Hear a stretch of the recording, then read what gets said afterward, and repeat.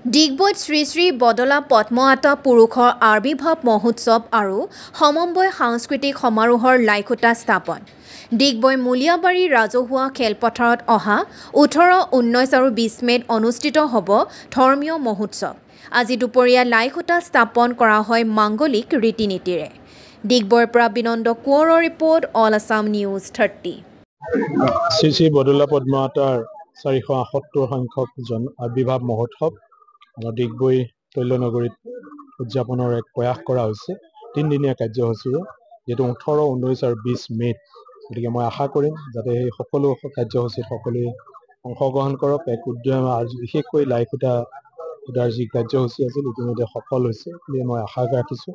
আৰু বিশেষকৈ আমি কেইটামান বিশেষ কাৰ্যসূচী ইয়াত ৰাখিছোঁ, সেইকেইটাত আপোনালোকক মই বিশেষভাৱে ক'ব বিচাৰিছোঁ যাতে আমাৰ নতুন প্ৰজন্মৰ মাজত যাতে আধ্যাত্মিক চিন্তা চৰ্চা যাতে আমি লৈ যাব পাৰোঁ, তাৰ আশাৰে আমি নতুন প্ৰজন্মক জনাকৈ যাতে আমি এহেজাৰ কৃষ্ণ ইয়াত উপস্থাপন কৰাৰ এক প্ৰয়াস কৰিম। লগতে আই মাতৃসকলৰ নাম সমাৰোহ থাকিব। তাৰ লগে লগে আমাৰ আচাৰ্যসকলৰ ধৰ্মাচাৰ্যসকলৰ এক বিশেষ কাৰ্যসূচী থাকিব আৰু তেখেতৰ অসমৰ নহয় সমগ্ৰ উত্তৰ পূৰ্বাঞ্চলৰ বিশেষ ধৰ্মাচাৰ্যসকললৈ আমি আমন্ত্ৰণ কৰিম। কমপক্ষে 100 জন ধৰ্মাচাৰ্য বিশেষ বৈঠক থাকিব।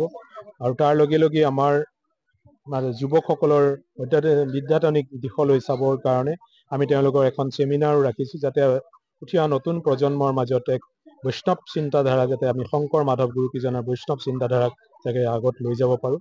এনেধৰণৰ বিশেষ কাৰ্যসূচীৰ মাধ্যমেৰে আমি সফল ৰূপায়িত কৰিবলৈ আশা ৰাখিছোঁ।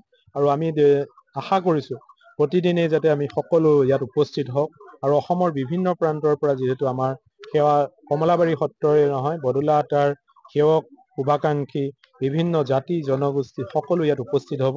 আৰু ইতিমধ্যে আমাৰ অসমৰ বিভিন্ন প্ৰান্তৰ স্থায়কতে থকা অৰুণাচল ইয়াৰো জাতি জনগোষ্ঠীসমূহে ইয়াত সাংস্কৃতিক যিটো সমাৰোহ হ'ব তাত অংশগ্ৰহণ কৰিব।